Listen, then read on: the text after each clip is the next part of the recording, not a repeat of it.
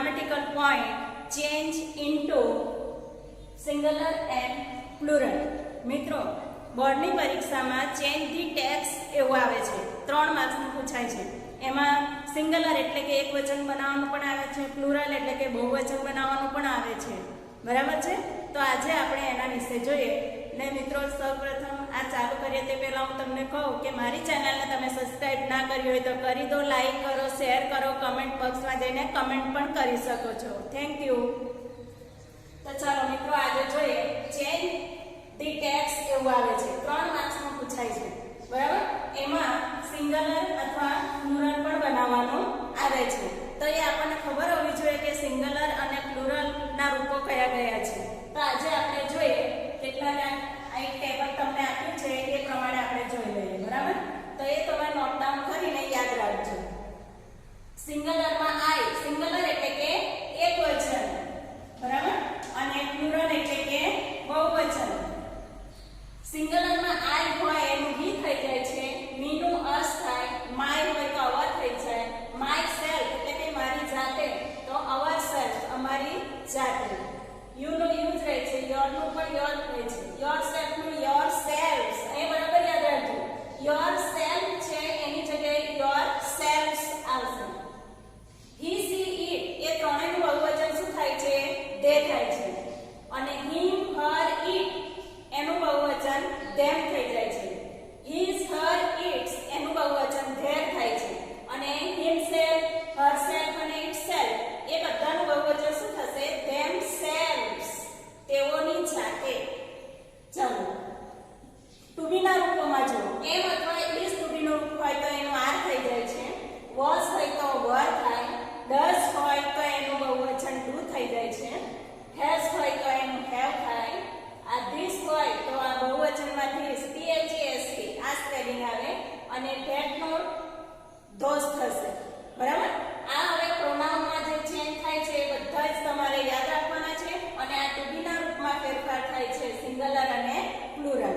હવે કેટલાક રૂલ્સ એવા છે તે પણ તમે જોઈ લો કે મૂળ રૂપ હોય એને કોઈ નામ હોય, સોરી નામને છેડે એસ પ્રત્યય લગાવવાથી બહુવચન બને છે. કોઈ નામ હોય એની પર એસ પ્રત્યય લગાડવા છે. દાખલા તરીકે સોંગ તો સોંગ્સ, બોર્ડ તો બોર્ડ્સ. આ એસ પ્રત્યય લાગ્યો છે ને એટલે બહુવચન થયું. સોંગ એટલે ગીત, સોંગ્સ એટલે ગીતો, બોર્ડ એટલે એક બોર્ડ થયું, બોર્ડ્સ એટલે બોર્ડ, ઘણા બધા. બરાબર? બે કરતા વધારે. બરાબર? નામને છેડે એટલે કોઈ વ્યક્તિનું નામ ન હોય પણ વસ્તુના નામને છેડે કોઈ વસ્તુનું નામ તે જોવાનું છે.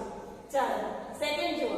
નામને છેડે S, double S, SH, CH, x કે ઓ આવે તો ઈએસ પ્રત્યય લગાવવાનો છે. ઈએસ પ્રત્યય લગાવીએ તો બહુવચન થઈ જાય. કોઈ પણ નામને છેડે કોઈ વસ્તુનું નામ હોય અને એની છેલ્લે જો આટલા વર્ડ હોય, બરાબર, S, SS, SH, CH, x કે ઓ હોય તો બહુવચન બની જાય છે. ફોર એક્ઝામ્પલ જુઓ, બસ છે, છેલ્લે આ એસ છે તો એને શું લાગ્યું? ઈએસ પ્રત્યય લાગ્યો ને, બસીસ એટલે બહુવચન થઈ ગયું. ક્લાસ, ડબલ એસ છે છેલ્લે તો અહીંયા પણ ઈએસ આપણે લગાવી દીધું એટલે ક્લાસીસ થઈ ગયું. બેન્ચ છેલ્લે સીએચ છે તો અહીંયા પણ ઈએસ પ્રત્યય લગાવી દીધો એટલે બેન્ચીસ થઈ ગયું. બરાબર?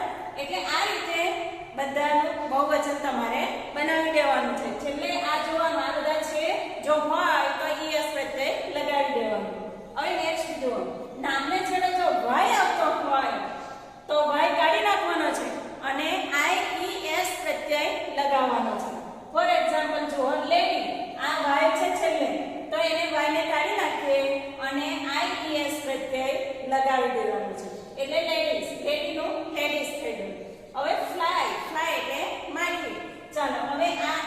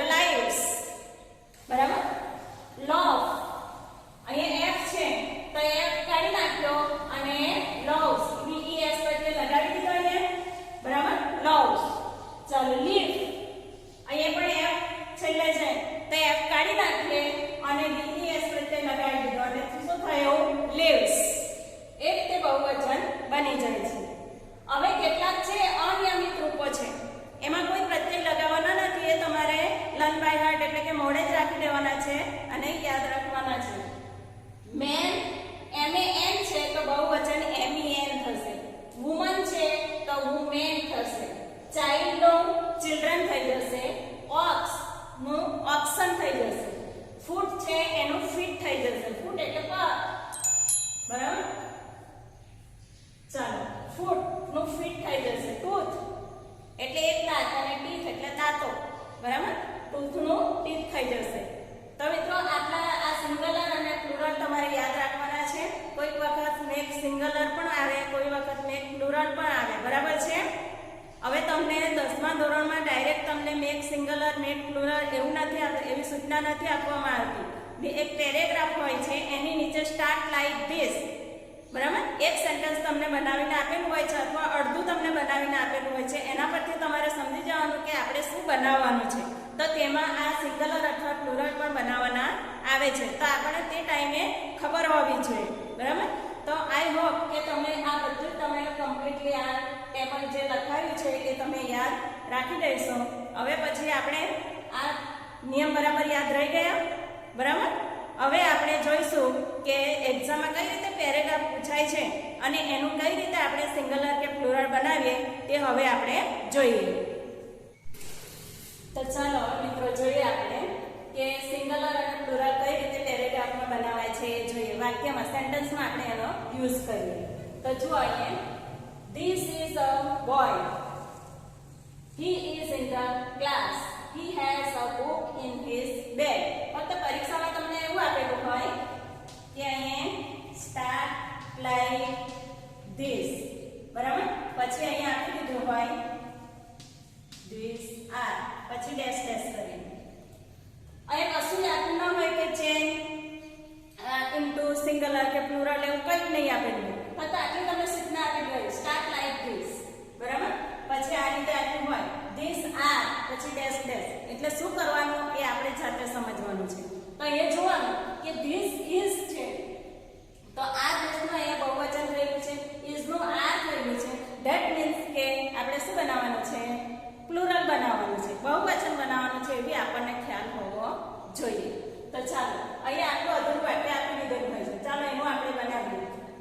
These are આટલું આપી દીધું છે. ચાલો હવે બહુવચન બનાવવાનું એટલે અ બોય ની જગ્યાએ શું થઈ જશે, બોયઝ, બરાબર. જ્યારે બહુવચન હોય ત્યારે કોઈ આર્ટિકલ આવતો નથી, એક વચન હોય ત્યારે આર્ટિકલ અ લાગે છે. ચાલો These are boys. હવે દીનું બહુવચન શું થાય છે, ટેબલ યાદ કરો. They is નું બહુવચન are, in the એક ક્લાસ છે એને બદલે શું થાય, ક્લાસીસ. જો ડબલ એસ આવ્યો છે એટલે એસ પ્રત્યે લગાવવાનું, બરાબર. ચાલો અહીંયા હી છે એટલે એનું બહુવચન પણ શું થાય, they. has છે એનું શું થાય, have. a book છે એની જગ્યાએ શું થાય, books. in. ચાલો his નું બહુવચન their, their. અને bag નું bags. આ છેલ્લે જો એસ પ્રત્યે લાગે છે, વ્યંજન છે એટલે એસ, બેસ. ચાલો આ રીતે હવે આપણે થઈ ગયું.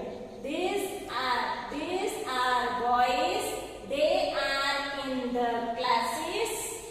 They have books in their bags. બરાબર છે. આ રીતે બહુવચન બનાવવાનું છે. જ્યાં પણ લાગુ પડે ત્યાં બધા જ બહુવચન બનાવી દેવાનું છે આખા પેરેગ્રાફમાં. અને એ 3 માર્ક્સનું એક્ઝામમાં 3 માર્ક્સનું પૂછાય છે. આ અધૂરું વાક્ય આટલું આપી દીધું હોય છે,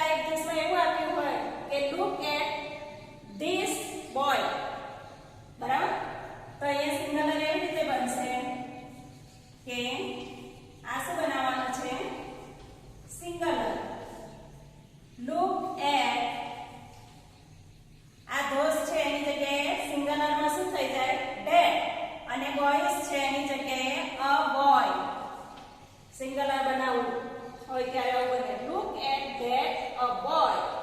ચાલો બોય માટે અહીંયા બહુવચન વપરાયેલું છે તો અહીંયા શું આવે? હી. અને ટુ બી નું રૂપ એકવચન ઇઝ પ્લેઇંગ ક્રિકેટ. થઈ ગયું? He is playing cricket. Single એકવચનમાં બનાવી દેવાનું છે. અહીંયા પણ ધે આવ્યું છે એટલે એકવચન શું આવશે? હી. અને હેવ નું એકવચન હેઝ. બેટ્સ છે તો બેટ. એન્ડ બોલ્સ છે એની જગ્યાએ એક જ બોલ. ચાલો અહીંયા પણ હી એટલે ધે એટલે હી આવશે. એકવચનનું ટુ બી નું રૂપ ઇઝ. ગુડ પ્લેયર્સ છે એની જગ્યાએ પ્લેયર. એસ પ્રત્યય કાઢી નાખવાનું. Good player. થઈ ગયું? Look at that a boy. He is playing cricket. He has bat and ball. He is good player. પહેલા બે પેરેગ્રાફ બહુવચન બનાવ્યા છે અને આ થર્ડ પેરેગ્રાફ એનો સિંગલરનો બનાવ્યો છે. તો મિત્રો આટલું ધ્યાન રાખજો. બરાબર? ચેન્જ ધી ટેક્સમાં સિંગલર આવી શકે, પ્લુરલ આવી શકે, ચેન્જ ધી ટેન્સ પણ આવી શકે. બરાબર? હવે નેક્સ્ટ વિડીયોમાં આપણે ચેન્જ ધી ટેન્સ જોઈશું. Till then by.